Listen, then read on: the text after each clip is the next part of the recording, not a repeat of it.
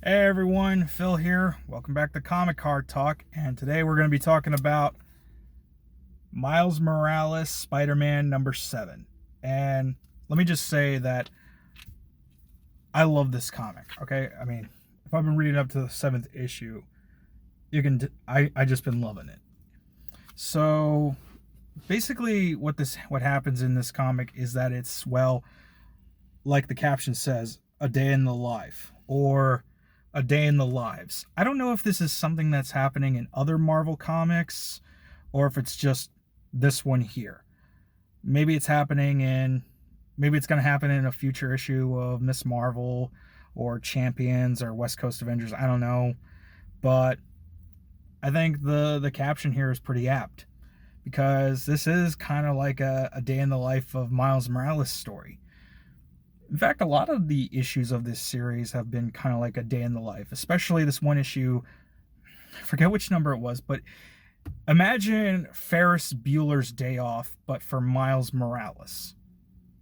That's basically what it boils down to. And I just loved it. It was fun. It was funny. It was awesome. The characters were great. Miles was great. This series is great. And I've been hearing a lot of good things about Saladin Ahmed and his work.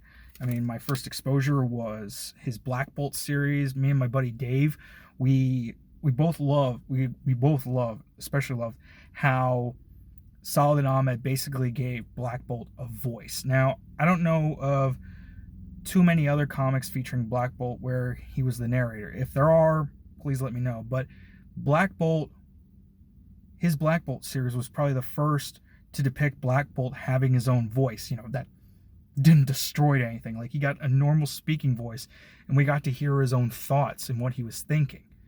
And this series here, it's pretty much the same thing, only, Miles details his thoughts in a journal. We don't get any journal entry here like in the other issues. Instead, this series, instead of presenting the events from Miles's thoughts, it's going to be from the other characters, his uncle Aaron, Bombshell, and his mother Rio. And they all have their different thoughts about Miles, their own personal lives, how they relate to Miles, how things seem to correlate with each other. And I like that. We still kind of get Miles's point of view, but nothing in terms of narration. No narration captions or anything like that.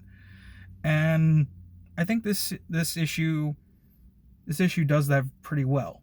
Of course, there's a cliffhanger at the end, because there's going to be something leading into the next issue, and that gets me excited for what's going to happen because holy crap, I have no idea what's going to happen here. And I think this series does it pretty well. Yeah, I just been loving Saladin Ahmed's Marvel work. His Black Bolt series, I've only read half of it. I haven't read the second half yet. His Exile series, which it's a shame it only lasted 12 issues, but that's comics in the 2010s for you. But hey, it was fun while it lasted, and at least it was there.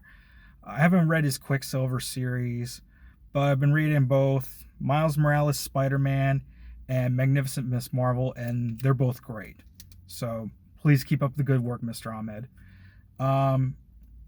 And yeah, and speaking of the Spider-Verse cover, I mean, look for the cover for next issue. Yeah, I betcha, the cover artists, the team working on this book, they saw how much love and praise and the success of Spider-Man Into the Spider-Verse, and they thought, hey, you know what? Let's give the audience something reminiscent of that. And I think they did their job, especially with this cover here, because what I really love about a lot of Spider-Man stories is just the idea, of how fun, amazing, and freewheeling things can be. When you're Spider-Man. Sure, you got all this other stuff going on dragging you down, but there are times when you can just simply go out, swing among the buildings left and right without a care in the world, and just being free, man.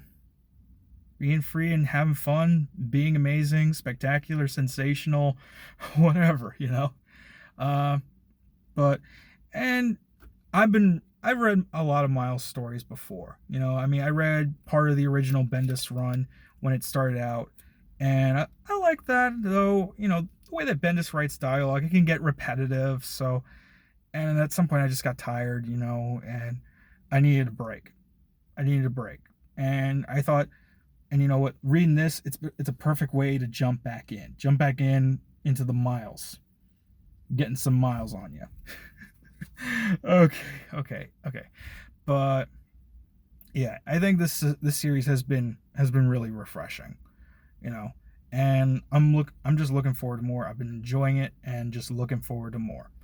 So, and you know, I don't understand the whole hate, vitriol, dislike that goes towards Miles. I never understood that.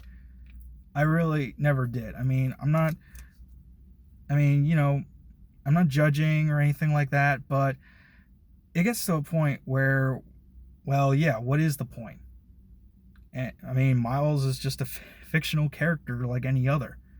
So, and he's not replacing Peter Parker. He's another Spider character to add to the ever-expanding roster of Spider characters. I mean, you understand how many Spider characters there are? And he didn't replace Peter Parker. He's just from an alternate universe until eventually the Ultimate line got dismantled and he got folded into the regular universe. And though I've been hearing rumor that they're looking to bring the Ultimate line back, which could be interesting. Just depends on how they do it, you know. So I don't know. I mean, what could happen with Miles' series? Will it get canceled and then retitled? I don't know, but I'm enjoying it. Until eventually I'll stop reading at some point, because, you know, it's good to take a break. It's good to move on to other things. But yeah, for the time being, I'm enjoying this. And this was a pretty good comic. So, that said, yeah, just gonna sign off here. Take care.